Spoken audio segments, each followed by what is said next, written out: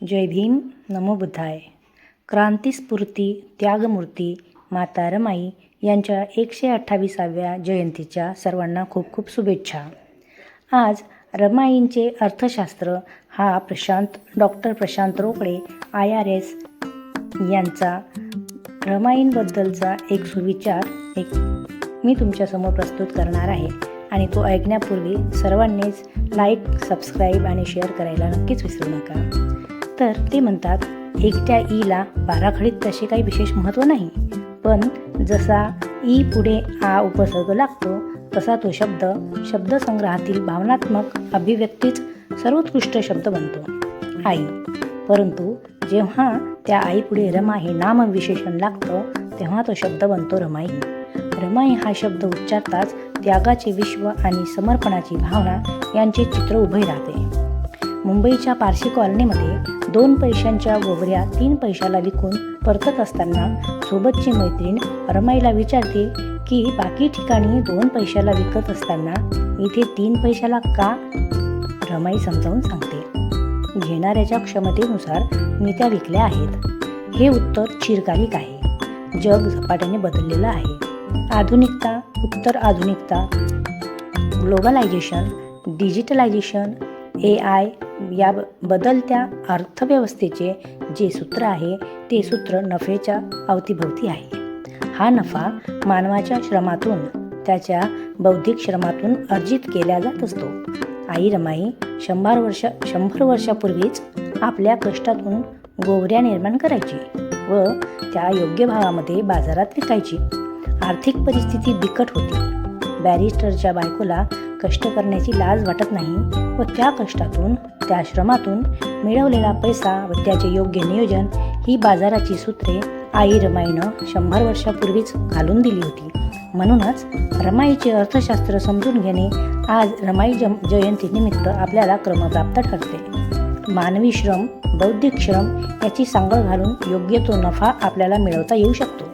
कुठल्याही कष्टाची, कुठल्याही श्रमाची लाज वाटू न देता त्या श्रमाचे योग्य मूल्य अधिष्ठित करणे, बाजारातील विक्री मूल्य ठरवणे ही मूलभूत सूत्रे आई रमाईने त्यावेळेसच अंगीकृत केलेली होती. बदलत्या काळाच्या गरजेनुसार ह्या दृष्टिकोनातून कोणी रमाईकडे पाहिलेले नसावे. म्हणूनच आजच्या या लेखाचा हा खटाटोप आहे. केवळ गोवऱ्या विकून अर्थार्जन करणे, उपजीविका भागवणे हे रमाईचे काम नव्हते, परंतु निर्माण झालेली परिस्थिती आणि त्या परिस्थितीतून बाहेर निघण्यासाठी आवश्यक असलेले श्रम, त्या श्रमाचा योग्य मोबदला, विक्री मूल्य ठरवणे हे सगळं रमाईंच्या कष्टातून आपल्याला दिसते. रमाईचे अर्थशास्त्र हे कदाचित अनेक मर्यादांनी व्याप्त असेल, परंतु प्रेरणेसाठी आपल्याला आवश्यक असलेल्या गोष्टींची बीजे आपल्याला रमाईंच्या अर्थशास्त्रात पाहायला मिळतात. रमाई कमवलेल्या पैशाचं योग्य नियोजन करते. किती पैसा डॉक्टर बाबासाहेबांच्या शिक्षणासाठी आणि किती बचत करावी या सगळ्यांचे सूत्र मांडते. आपण रमाईकडे पाहताना तिच्या कष्टामध्ये असलेलं अर्थशास्त्र समजवून घेतलं पाहिजे. जागतिक कीर्तीचे अर्थतज्ञ डॉक्टर बाबासाहेब आंबेडकर जेव्हा काही अर्थार्जन करून आणायचे तेव्हा तो पैसा रमाईकडे द्यायचे. रमाई त्या पैशाचं जे नियोजन ठरवायची ते बाबासाहेब स्वीकारायचे. यावरून सिद्ध होते की डॉक्टर बाबासाहेबांनी रमाईंचे अर्थशास्त्र व पैशाच्या विनियोगाचं धोरण स्वीकारलेलं होतं. अर्थात यात अनेक मर्यादा, अनेक अभाव, तांत्रिक सुसूत्रता याची कमतरता अशा अनेक त्रुटी असतीलही, परंतु अर्थशास्त्राच्या मूलभूत गाभ्याला आई रमाईंचा स्पर्श झालेलाच होता. दैनंदिन जीवनामध्ये प्रत्येक स्त्रीमध्ये दडलेली ही रमाई, सावित्री आणि जिजाऊ यांच्या निर्णय प्रक्रियेवर स्वराज्य उभे राहते.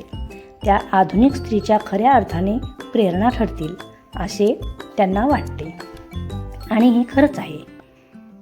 कठोर व ठाम निर्णय प्रक्रिया ही व्यक्तीला, समाजाला, राज्याला दिशा देत असते.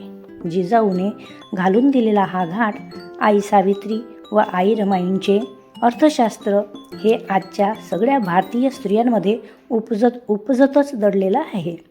त्यांच्या सामाजिक संस्काराचा तो एक भाग झालेला आहे.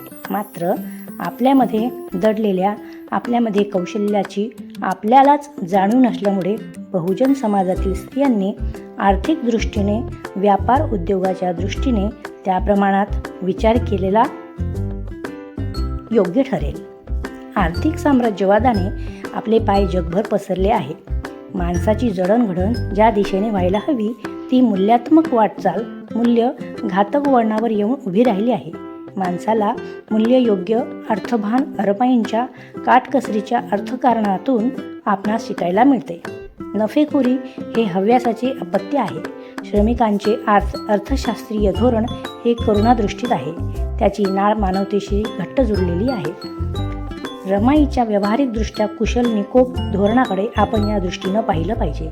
राष्ट्रमाता जिजाऊ, माता सावित्री, आई रमाईंचं यांना अभिवादन. त्यांना अभिवादन करताना रमाईंचं हे अर्थशास्त्र आपण समजून घेणं आज गरजेचं आहे. अर्थार्जन, नियोजन, संचयन ही त्रिसूत्री रमाईंनी आपल्या अर्थशास्त्रात घालून दिली आहे. बहुजन स्त्रियांनो, हीच आपल्या सांस्कृतिक मातांकडून मिळालेली प्रेरणा आहे.